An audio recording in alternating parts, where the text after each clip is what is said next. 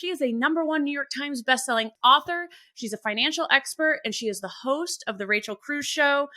You might know her dad. He's kind of famous. Welcome to the Produce Moms. This is the podcast where I talk to various people who've made an impact on the fruit and vegetable community. There are so many stories to share that will change the way you look at fresh produce.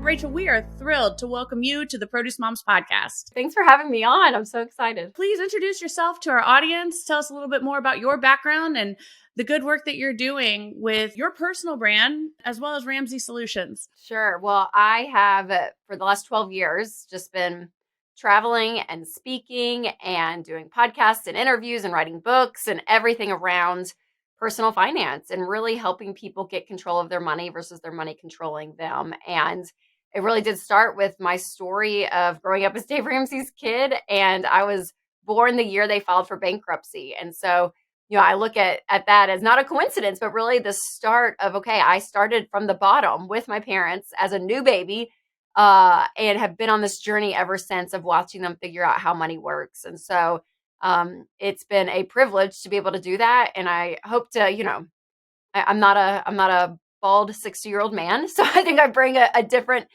shift. And I even love, your podcast because I'm like, I'm in the grocery store shopping for my kids. I'm in the trenches just like every other working mom, trying to figure out the budget, and the grocery budget is a headache for everyone. It's always the place we tend to overspend. And so I feel that as well, that pinch. And so being able to provide content in regards to something like grocery shopping, or even how to create a budget, how to invest, everything around personal finance. So it's been a fun ride. I've enjoyed it. And it's great to be able to help give hope and instruction and a plan to people. I shared with your team before the episode, I'm a graduate of Financial Peace University. As a bootstrapping entrepreneur, I definitely credit in part, I'm still in business at 8 years as a small business bootstrapping, survived the pandemic, survived, Yes. 2021, whatever you want to call it, 2022. And now, oh my gosh, food inflation, supply chain crisis, it's all kind of coming to an apex, especially for a small business like mine that's we make most of our money and income from marketing budgets with agricultural producers in North, Central, and South America. So it's no mystery that they're going through unprecedented times when you consider what's happening downstream at the grocery store with food prices. So I felt that this was timely. Rachel, I listened to the Rachel Cruze Show religiously. I've tuned into some of your episodes where you've brought in other experts and had great, almost just like mom to mom discussions on how are we going to navigate this. So I'd like to kind of kick off our discussion today, just setting the tone for current state. I know that you guys keep a pulse point on the food expenditures and how supporting folks with how they can budget. At the Produce Moms, of course, we're hearing the same thing. Prices are up and we've modified our strategy somewhat here to make sure that all of our content marketing, the way we're connecting with folks, is very mindful of what this current state is all about. How can we minimize ingredients? How could we potentially incorporate some more shelf stable items that, don't quite have the risks that highly perishable items have for folks that are, grocery shopping in this inflationary economy. So I want to give you some time to talk about that in particular. What are you saying the current state is for grocery shopping there at Ramsey Solutions? Yeah, well, food and gas constantly is the thing that you're seeing with the inflation, and that's hurting the American people on a day-to-day basis, right? And so when we talk about budgeting, we talk about your 4 walls. It's the first 4 things that you want to do after giving and saving. But those 4 things are housing, transportation, utilities, and food. So that food aspect is a big part of your needs in life, right? You have to have food. And so making that a priority and then being able to look into that because, we look at your overall financial plan and say, okay, hey, where are the places that you can cut? AKA restaurants, maybe cooking at home. Even though you have these needs and these 4 walls that have to be covered, what are places that you can cut within that? To help give some margin, because again, you're just feeling it so much still at the gas pump and at the grocery store. And so being able to be wise about your grocery shopping will really help your budget. It does when you're just intentional with it. And so And you're the expert specifically on like the fruits and vegetables and all of that for sure. But, for me, I just know intentionality on every part of your life. You see progress when you do it on purpose. And so grocery shopping is still that. And so it's like, okay, let's be mindful about where we shop, and you can save, you can still get healthy food at cheaper stores versus buying the name, the big name brand stores and all that. So you can, where you shop, you can save some money. Having a plan and meal planning and knowing exactly what you're going to eat. It's funny. I reposted on Instagram on my story this weekend. It was some meme, and it had a lady at the grocery store. She was grabbing a tomato. She was like, "Come with me to die at the back of my refrigerator."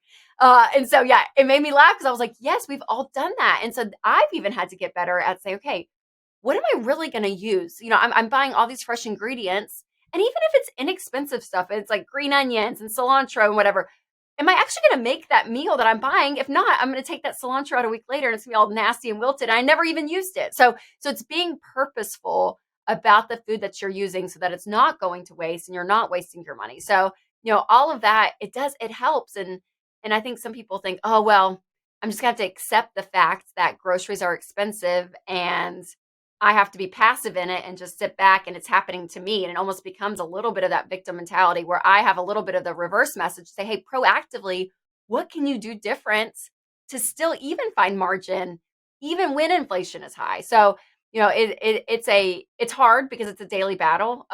It's something that obviously we have to have, but I think being wise and purposeful with it and putting some of your energy around that actually ends up saving you money in the long run. Data according to like ReFed, these are global organizations that are focused on mitigating food waste. In the United States today, it's just under 40% of what is harvested for fruit and vegetable consumption. Just under 40% goes to waste, landfill waste.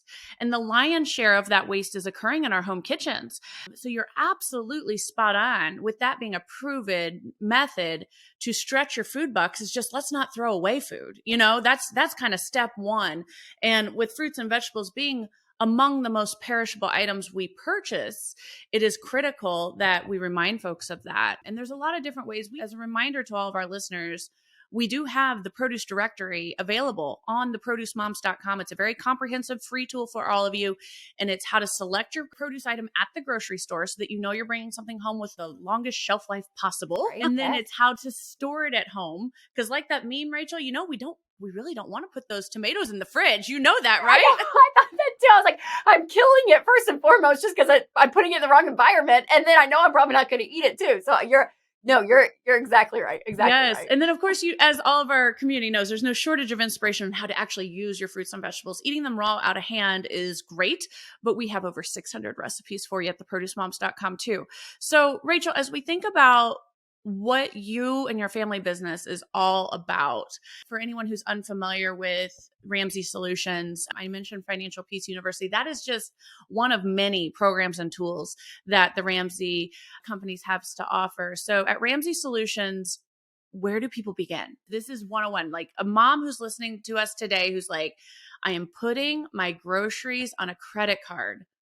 Where does she begin in order to continue to get the essentials in her home, but also reel in, what the reality of her spending? For sure. No, it's a great question.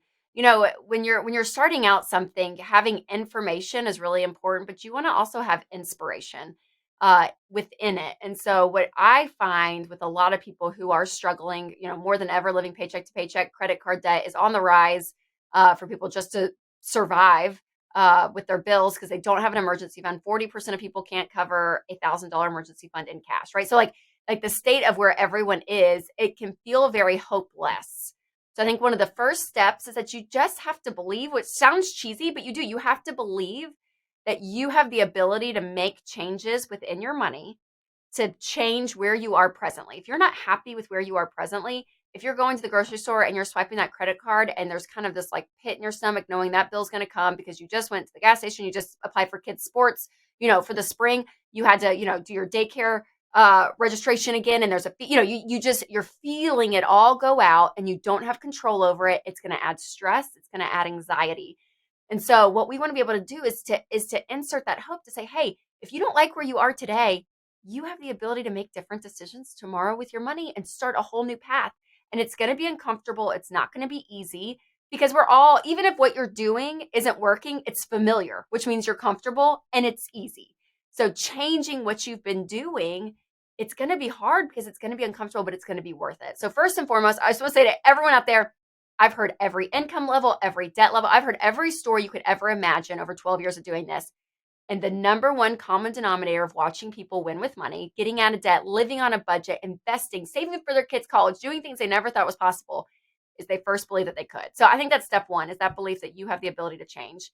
And then I would walk through the Ramsey baby steps. So this is free content. You can get this on all of our podcasts, the show. There's articles online, so you don't have to pay for this, but these are the 7 steps that really do walk you through how to get control of your money. So it's everything from getting that starter emergency fund of $1,000. Like that's the very first thing, is just think, okay, I need to get $1,000 in the bank. For some people, you have it and it's fine. For 40% of people, 4 out of 10 listening, they don't. So it's like, okay, we're going to work towards that goal. Then you're going to start working your way out of debt by using the debt snowball, becoming completely debt-free by paying off the smallest debt first, everything but your house, so you're debt-free. And then you're going to move on to baby step 3 to 6 months of expenses in an emergency fund. So I always like to say that, like that, when you get through that, it takes about, on average, 3 to 4 years to do all of that. 18 to 24 months to get out of debt, about another year to save up that fully funded emergency fund. But if you just could imagine not owing anyone anything, having no debts, no car payments, no student loans, nothing. So your income, when it hits your bank account, it is all yours. And you have 3 to 6 months of an emergency fund just sitting in the bank for just in case, right? The rainy days. Your whole perspective and your shift around money, your anxiety around money, your loss of sleep, all of that, it just subsides because for the first time ever, you have a solid financial foundation under you. So those are the really important first steps. And then from there, that's when you start investing in retirement, kids' college, pay off the house, and build wealth and gift. But all those baby steps can be found. You could just Google Ramsey baby steps, right? And you can see all of that. But Financial Peace University that you went through, this is a great program to go through because we really do handhold you through those baby steps and even more. We're talking about insurance and mortgages. Like, you learn a lot. It's the class that everyone should have taken in high school, right? Like this is the basics of money, and it gets you get a handle on it, and it's not intimidating. We really do pride ourselves to say, we're going to put cookies on the bottom shelf. There's enough shame and embarrassment around the subject already that we're not going to go and use these like 10-letter words, that you've never heard of and just expect you to know. You are going to leave not feeling intimidated, maybe challenged, but not intimidated, because we're going to be able to walk with you. So that's another big thing. And then the budget, that would be the third thing I would say, is to do a budget. We have an app called Every Dollar that connects to your bank account. So when you swipe your debit card, the transactions come into that account and you can categorize them within your budget. But budgeting is a huge step as well. So if there's someone listening that's like, gosh, what do I do? Looking at those baby steps is big. Signing up for Financial Peace University and starting your first budget. And it sounds like a lot, because it is if you've never done any of it. It's a big commitment, to your point. And in preparation of this episode, I'm a Financial Peace university grad, but it's really an ongoing commitment. It's an everyday commitment, because the debt can creep in, when you're not even expecting it, or not even intending for it to come, so you really have to constantly be prioritizing it. And I love how you eloquently explained all the different solutions and the baby steps. Thank you for that. We're going to take a brief break, everyone. We're going to come right back with Rachel Cruze, and we're going to really talk produce. So I'm officially obsessed with Bare Beans. This is a new produce department item, and you can look for Bare Beans now on shelf at Fresh Time. Bare Beans are fresh, kettle-cooked beans sourced straight from the family farm. You might remember Michelle Huff, the founder of Bare Beans, from episode 195. Michelle, say hi to everyone. I'm Michelle Huff, the proud owner of Bare Beans. My family and I have been growing beans in Idaho for 4 generations. Bare Beans provides that scratch-made quality with more convenience than a can. No liquid, no salt, just beans. Bare Beans are the best way for us all to eat our plant-based protein. Look for Bare Beans now in the produce department at Fresh Time stores, or visit barebeans.com and use the store locator to find them near you. Bare Beans is proud to be a woman-owned, farmer-owned, and Indigenous-owned business. Thank you to the Produce Moms community for your support. Now, back to today's episode. Welcome back to the Produce Moms podcast. Lori Taylor here with the one and only Rachel Cruze. and we are talking all things money. A tough topic, Rachel, for women in general. No, it is. The number one financial fear among women is financial uncertainty, that if something happens, are we going to be okay? And so it is. It's a hard subject for everyone right now. And I think women are in unique positions, whether you're working, whether you are a mom, whether you're a wife, all the different roles that we play, our brains, are wired different than men, right? Like we look and see things a little bit differently. And so there's just a beauty and a gift to that for sure. But man, it can be really tough right now. And I do appreciate how through the Ramsey personalities, it's not just your father, it's not just you. There's someone for everyone to connect with under this umbrella of the Ramsey solution. So please make sure you check it out. It's changed my life, which, you might have already been able to piece that together from our comments today. But one of the biggest threats when we consider the economy right now, thinking of our mission at the Produce Moms, which is really a unified mission of everyone involved with fruits and vegetables in the world. Our mission is to get more fruits and vegetables on every table. It is a threat to our industry. It's a threat to our national food security and sovereignty when our American farmers don't have people buying their products at the grocery store. And when you think about fresh produce, your average produce department has over 200 different offerings on any given time. And so there's a lot that undoubtedly most of our shoppers have never even tried before. So in an industry that's constantly trying to drive sales and consumption in both volume and variety, economic times like this are a huge threat to our financial success and stability. And as you may have heard in previous episodes, folks, food security is national security, is human security. We must, as a nation, continue to empower our American farmers. And the best place to do that typically is right there in the produce department. And really the whole perimeter. But in light of that, Rachel, we've got a couple things that I'd like to talk about. So what is a tip that you would have if a listener to the Rachel Cruze Show said, Rachel, I can't afford fruits and vegetables anymore. The produce department prices the waste, it's too high. Where do I go? I would have to say you need to look at your family's value system on what food is. And so eating healthy is probably going to be a top priority. I would hope. And I think, and again, you probably know this way better than I do, but I would even say, if fresh produce, if it's become a habit, or you just continually see the consistency of I buy fresh and it just goes to waste, that there's other ways to get produce, right? Whether it's in a frozen situation, or other ways. So I would say to look at other varieties too, for those things to last longer for you so that you're not going and buying all this fresh stuff that does cost more, and then most of it goes to waste. Most of it, you may not even eat, but to be able to go and see, okay, how can I make this last longer over weeks? That actually ends up cutting your grocery budget because you're not having to go and rebuy everything, even though it's wasted. A tip that we constantly promote to folks is shop those grocery circular ads wherever you're shopping. Your circular ads tend to correlate with, seasonality, even as it relates to fruits and vegetables. So it's not like you're getting some, dumpy fruit or vegetable that doesn't taste good that they just need to blow out on discount. It's usually quite the opposite. The economics of your fresh food, it's, when there's an increased supply, it's usually because the growing conditions were so ideal, the product is going to taste the best that it has, at any other time in the year. So don't be afraid to shop the ads. Grocery stores too have apps. And so use that technology. I feel like we harp on technology so much of it being so terrible, and it is in some ways, but then in some ways it's very helpful. And so if you have that consistent, one or two places that you shop, download the app because they will send notifications out and you'll be able to know. So I love that. And then I also would say to use their grocery lists online. If you can go and do self-checkout online, you're able to see that number at the bottom. So it's not like you just get up to, the register and ring everything up and you're thinking, oh my gosh, this is too much. So that way you can prioritize to say, okay, we're over, but I don't want to sacrifice my fresh food. So we're going to keep that, but we're going to nix this, and this down here. So it helps you plan as well. And I'm a huge fan of, click and collect if you're going curbside, folks, or even the grocery delivery services. I have done the studies in my own household as well as for the expenditures we have to keep the produce moms going. And we spend less money when we do the online grocery shopping because you're not doing any of those impulse buys.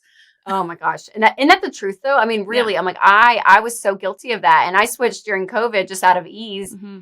And for me, it's worth the extra membership and stuff, on an Instacart or whatever, right, because it's convenient with having 3 kids and working and all of that. So that's a luxury, I know. But also, I go down, I'm like, oh yeah, I'm not going down the cracker aisle being like, here, just throw a few boxes in, because easily that's $30, $40 added up that you weren't even planning on doing. So I love that. Plenty more to talk about with Rachel Cruze. Stick around. The Produce Moms is always accepting new brand partners. If you have a fruit or a vegetable product, or a product that has the same integrity and values of fresh produce, we want to help you. Visit theproducemoms.com, and in the footer of our homepage, please click on the Work With Us link. We look forward to supporting you. We've got some headlines that our producer pulled. I'm going to read a couple of these mainstream media headlines, and we're just going to give you an opportunity to react to these headlines. All right? Perfect. Our first one comes from Bloomberg. Expect a U.S. recession in the first half of 2023, as well as a continued global economic slowdown. So technically, the definition of a recession is when the GDP is down 2/4. So we had that last year, technically. But, we're not going into politics. It's fine. But the technical definition, that I even learned in college in Econ 101, was that. So in a sense, the word recession is very scary. Yes. And can that affect the job market and different things? Absolutely. But a lot of this stuff, it's things that you can't control. And so again, a recession is the GDP being down 2/4. And so, if your job is stable and you're making your income and you're being wise with your money, recession or not, it doesn't always trickle down and affect every single person. Fear can, right? As you're seeing the headlines and they're like, oh my goodness, all of this is happening. So I would say focus on what you can control. Control what you can control. And that's your paycheck hitting. That's maybe taking some side hustles if you need extra income. That's cutting expenses. Like, do what you need to do. We can't, even when the Fed raises rates and all that, right? We don't have any say over that. And so wringing our hands and freaking out and having fear over it doesn't do any good. So be very specific if you are fearful about something like a recession, and ask yourself why. Is that a legitimate fear that can affect you? And for some people it might. But also it is just a headline that causes a lot of fear that doesn't always trickle down to the individual person. And I think that there has been a slowdown. The market last year was terrible. We peaked in December of 21, which is wild. The market did. So it did fantastic, crazily during COVID and all of that. It dove a little bit at the beginning of 2020, but there were great returns coming out of 21, 22. Yeah. Everything caught up, the supply and demand, everything, the repercussions of COVID and shutdowns, all of that we felt in 2022. It took about 2 years, but we felt those repercussions in the housing market and all of that. And so, it may continue to slow down. I think people are very cautious and they are holding their money. They're not spending as wildly because of things like inflation, like we talked about earlier. So it'll be interesting to see. But it's a lot of fear in those headlines for sure. Restaurantware.com. And, I think it is prudent with you as our guest on the show to remind folks that if you are trying to stretch that food dollar more, eating at home really is important. I mean, we've seen a lot of media headlines saying like it's cheaper to go out to eat. Well, we both know that's not true. And it is dire times for food service. I mean, they don't have a choice but to raise prices. This is the headline: higher employee wage rates tend to be reflected in raised menu prices, causing a strain on business and customer relationships.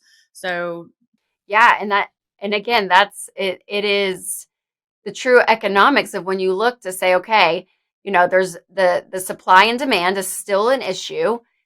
Gas is still an issue. So these restaurants that say, hey, I have to bring food in, the food is becoming, more expensive. The gas on those trucks is becoming more expensive. Wages of what you're paying your employees and your cooks and your wait staff, your hostesses, that's going up. We're seeing that happen. And so as the restaurant owner, you're thinking, okay, all of this, I can't take a hit on all of this or I go out of business. There's a point that you have to have margin.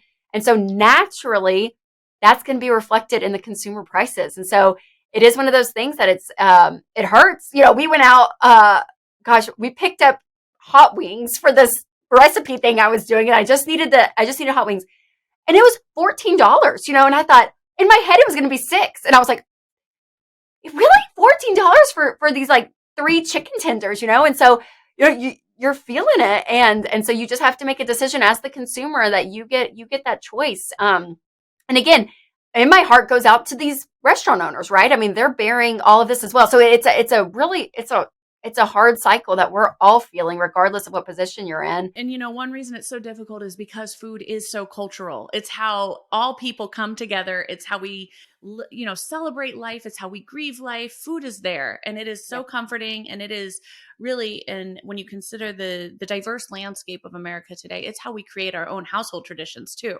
So we're not talking just about a commodity here. We're talking about the heart and soul of life as it relates to food and dining experience, et cetera. So this is not a topic really to be taken lightly by any means, to your point. So, with that, Rachel, it's time to wrap things up. I have so enjoyed having you on the show. And as part of our wrap up, I wanted to, I was really inspired by a post that you recently shared on your social media. It was a photo of you and your father sitting on a dock. And you talked about how you grew up to your introductory point, like, the year that my family declared bankruptcy was the year, and all that our children know is the life we give to them and demonstrate to them. So, just as your father role modeled life to you at the Produce Moms, we like to think that our community is, we're promoting that role modeling too, in the groceries that we bring home, as well as in the way that we're managing our households, and money is a huge part of that. So I want to give you an opportunity to kind of either recount that post in particular, or just talk on the topic openly. There's a beautiful thing when you have a why in life that's bigger than just you. And so for a lot of families, their why is their family. It's their kids, it's their spouse. And it's a really beautiful thing when you think, I have the ability to make changes in my life that downstream are going to affect my kids. And I can make positive changes with my life, whether it's with my money habits, my food habits, that they're able to then reap the benefits of that. What a gift. And so, we talk about it all the time around Ramsey Solutions is, becoming debt free and building up your retirement and your 401k, like all these things. It's all great and it's really wise. But if you just do it just to do it, then there's really no point. What's your big why? And so changing your family tree and passing that on generationally is a really powerful motivator. And so I think, when it comes to health and money side by side, the health industry and the money industry, there's so many of the same habits, right? That can really be parallel. And so I think it's a beautiful thing of what you're doing and your message, because, when we talk about changing your family tree from a legacy perspective of the financial side, you can do that with the habits that you create and health and teaching your kids on the food side. So all of it, I think, is really beautiful. And just having that bigger why gives your kids a gift. And then hopefully, your kids are, if you have little ones at home, hopefully they're 30, 40 years down the road, like I am, sitting as an adult with their own kids thinking, gosh, thank you, mom and dad, for doing that, because you gave me a gift that I didn't have to, necessarily struggle through, even though there's struggles in life. But man, there's something about being given that gift from a young age of that knowledge and that practice that's really beautiful. So all you parents out there, you're doing a great job. Thank you for the encouraging words. Rachel, I can't let you go from the Produce Moms podcast without asking you, what's the one thing you always buy when you're in the produce department? Okay. My favorite thing right now? Actually, it's been my thing for a while. Okay. And I'm nervous to say it because I'm like, oh gosh, I hope it's like American grown and all of this. So don't All fruits and vegetables have a place here, and we have to follow the sun. There's plenty of episodes on why we have import. There you go. Perfect. It's so great. Okay. Is the English cucumbers, and they come in the saran wrap. They're the really skinny ones. I mean, I chop those up and I'll add some ranch dressing, but my kids will down them. It's like the one vegetable that during lunch where I'm like, carrots or cucumbers, like we got to have I try to do a fruit, a berry, and then some kind of vegetable on their plate if they're doing like peanut butter and jelly sandwiches or whatever. Well, I love the English cucumbers. Yeah, I love them. Those seedless cucumbers, those are greenhouse grown, Rachel. And the skinny ones, right? The long skinny one. Yep. Those are all greenhouse grown. So very sustainable style of farming. Most of the companies that started that really allowed that to be a mainstream item, most of those are Canadian companies. But the Canadian growers have opened up farms in the US for logistic reasons and to be more of a local supplier to our big box grocers and whatnot. But Absolutely agree with you. And I must tell you, that viral green goddess TikTok salad that took off. I don't know if that passed through your scroll or not. Yes, I think I did see it. Yeah, we did a copycat recipe of that, and it's my favorite way right now to use the seedless cucumbers. So you must check that out. I will. I learned something new today. I love that. That's so great. Rachel, what a lovely discussion it's been. We've talked everything from budgeting to keeping it real to being brave with that first step to English cucumbers. So I think we've covered it all. But before we say goodbye, I want to obviously give you an opportunity to tell folks how they can connect with your work. Reminder, folks, Rachel has a great podcast, The Rachel Cruze Show. So be sure that you check that out, subscribe, scroll through it. There's a ton of wonderful content on grocery shopping, tons of tips about, the different places to stretch your dollar with that food budget. So Rachel, by all means, the mic is yours for your closing remarks. Oh, well, thank you. Yeah, if you want to go to rachelcruze.com or ramseysolutions.com, there's tons of stuff on there. I'm on all social media. Yes, and YouTube and podcasts as well with The Rachel Cruze Show. And then a new show I launched earlier last year was, or late last year, Smart Money Happy Hour with George Camel, who's another Ramsey personality. So we've started co-hosting that. And so that's kind of brought some pop culture and money podcast. So it's a really fun project as well. So you'll need to check that out. So yeah, I would just say we have tons of free resources. So don't feel like you have to go spend a bunch of money. But if you do say, okay, I really do want to kind of buckle down, we have books, we have classes like Financial Peace University, the Every Dollar app. So there's definitely tools out there to help you on this journey of, again, controlling your money instead of your money controlling you. You're right. And one thing before we do say goodbye, I want to make sure that we mention you've got this tour coming up, because I know it's stopping in Indianapolis and I'm coming. So I want to give you the opportunity to talk more about that event before we do say goodbye to folks. Yes, absolutely. So we do an event called Building Wealth, and so we talk about what are the lies and the myths out there about building true sustainable wealth, and then we give you the truth of actually how to do it. So Indianapolis, yes, I know we're going to be right. So I'll hopefully get to meet you while I'm there. So we'll be there February 16th. It's a Thursday night, and then we're also going to Salt Lake City, Anaheim. I won't be at Anaheim, but there will be some other Ramsey personalities there, and also Austin. But you can go to ramseysolutions.com and see all the dates for those. Wonderful. Rachel Cruze, everyone. What a wonderful episode this has been. Rachel, thank you so much for being part of the Produce Moms podcast. Absolutely. Thanks for having me. Don't forget to subscribe to the Produce Moms podcast on Apple, Spotify, Amazon, and any preferred podcast platform. Check out the Produce Moms on Facebook, LinkedIn, Instagram, TikTok, Twitter, and YouTube. Special thanks to everyone involved with the Produce Moms podcast, my amazing team. Stay tuned till next time. The number one question we get from our audience is, how can I get my kids to eat more fruits and vegetables? One way we can all do this is by making fresh produce fun. Check out our food art gallery and step-by-step guides by visiting theproducemoms.com and searching food art. Because come on, a penguin made of blueberries is just more fun than a bowl of blueberries.